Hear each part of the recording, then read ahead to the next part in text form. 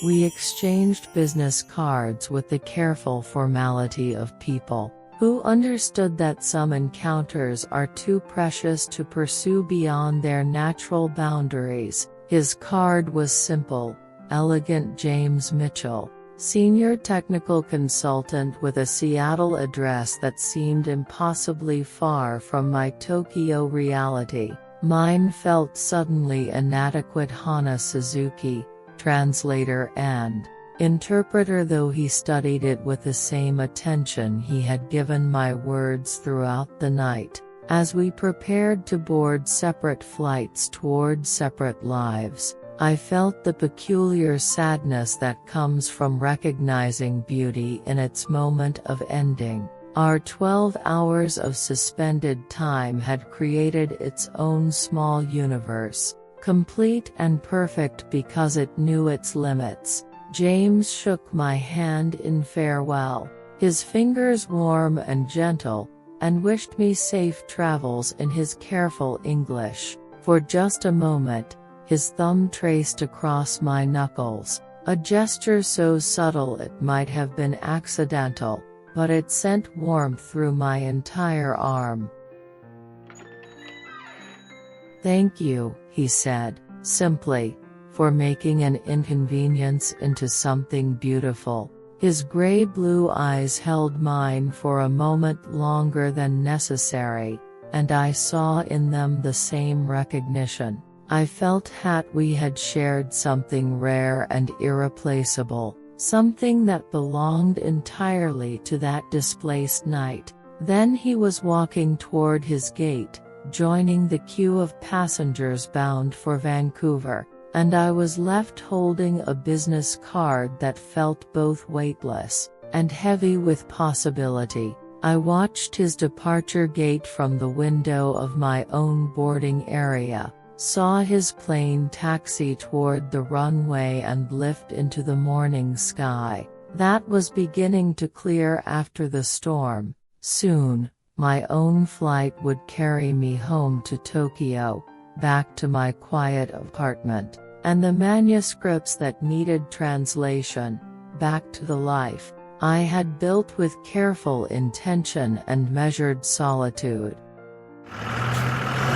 The flight to Tokyo passed in contemplative silence. I found myself at the window, watching clouds give way to familiar coastlines, thinking about translation, not just as my profession but as a metaphor for human connection itself.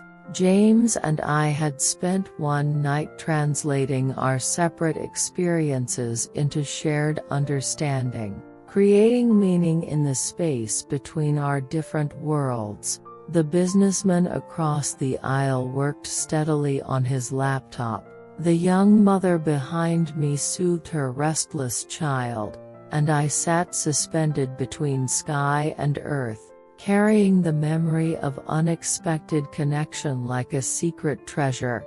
Back in Tokyo, my apartment greeted me with its familiar quietude. The manuscripts on my desk waited patiently. The coffee maker hummed its morning song, and life resumed its careful rhythm. But something had shifted in the quality of my solitude. It no longer felt like absence, it felt like space deliberately created, a canvas prepared for whatever might come next. Days turned into weeks, and I found myself returning to the memory of that night, like touching a smooth stone in my pocket, not with longing or regret, but with the gentle satisfaction of having witnessed something true. I placed James's business card in my desk drawer, not as a promise of future contact, but as proof that the encounter really happened. That 12 hours of suspended time could contain more meaning than months of ordinary living. Autumn arrived early that year, painting Tokyo in familiar shades of amber and rust. I had taken on a particularly challenging translation, project a collection of letters between a Japanese architect and his American colleague, correspondence that spanned 3 decades of friendship and professional collaboration.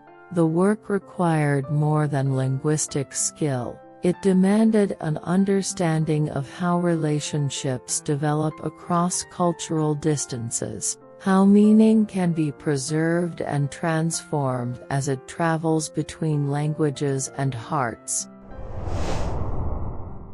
One evening in late October, as I worked by lamplight, while rain traced patterns on my windows, I received an unexpected email. The sender's name made my heart skip. James Mitchell. For a moment, I stared at the subject line, "Greetings from a fellow traveler." My finger hesitated over the mouse, understanding that opening this message would change something, would shift our encounter from perfect memory into present reality, with all its complications. His message was brief and thoughtful. "Hana, I hope this finds you well. I've been thinking about our night at Changi Airport, and the conversation about untranslatable words. I encountered something today that made me think of Komori by sunlight, filtering through the leaves outside my office window,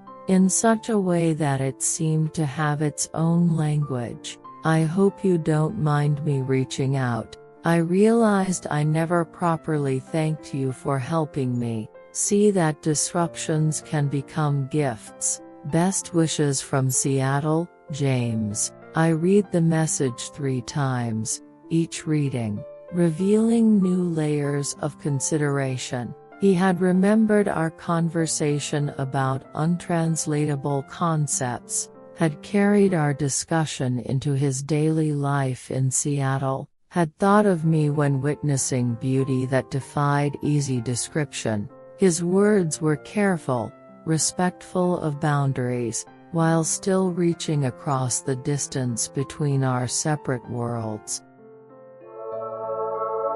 I spent the evening crafting my response, writing and deleting sentences until I found the right balance between warmth and restraint. "James, your message was a lovely surprise. I'm glad our conversation about translation has stayed with you. It has influenced my work as well. Currently, I'm translating correspondence between architects, and I keep thinking about what you said concerning the universal language of engineering.